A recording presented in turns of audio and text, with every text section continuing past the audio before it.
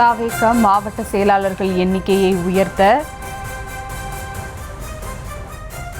விஜய் திட்டமிட்டிருப்பதாக அண்மை செய்தியை பார்த்து வருகிறோம். கூடுதல் விவரங்களோடு இணைகிறார் செய்தியாளர் ஜெரி. வணக்கம் ஜெரி, விவரங்கள். சுபா வணக்கம். தமிழக வெற்றி கழகத்தினுடைய கட்சி மாவட்டங்களாக 120 மாவட்டங்களை நியமித்து இருப்பதாக சமீப வரும் காலங்களில் அதற்கான வேலைகள் நடைபெற்று வந்தது.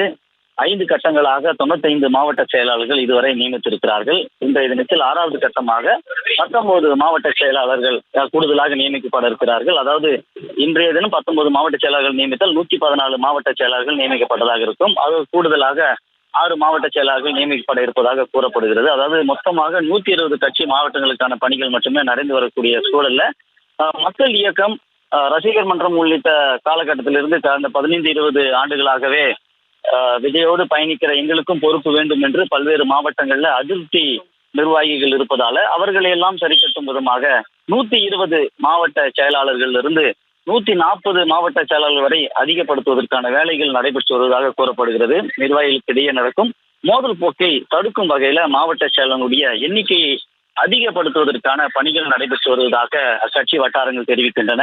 இதுவரை 120 மாவட்ட செயலாளர்கள் நியமிக்கப்படுவதற்கான வேலைகள் மட்டுமே நடைபெற்று வருகிறது. இதுவும் கூட கடந்த மாதமே ஏறத்தாழ 120 மாவட்ட செயலாளர்களை நியமித்திருக்க வேண்டும். ஆனால் உட்கட்சி பூசல் காரணமாகவும் பல்வேறு மாவட்டங்கள்ல மாவட்ட செயலாளர்கள் மற்றும் நகர செயலாளர்கள் உள்ளிட்ட 15 பதவிகளுக்கான போட்டிகள் நிலவி வருவதால ஒவ்வொரு கட்டமாக 19 மாவட்ட செயலாளர்கள் நியமித்து வந்தனர். தற்போது கூட இந்த மாவட்ட செயலாளர் கூட கடந்த மாதமே இந்த 19 6வது கட்டமாக கடந்த மாதமே நியமித்திருக்க வேண்டிய சூழல்ல கட்சி பிரச்சனைகள் எல்லாம் ஒவ்வொரு மாவட்டங்களாக சரி செய்து இன்று 6வது கட்டமாக 19 மாவட்ட செயலாளர்கள் நியமிக்க இருக்கிறார்கள்.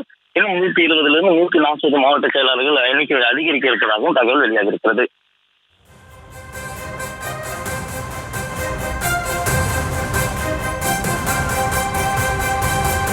விவரங்களுக்கு நன்றி ஜெரி.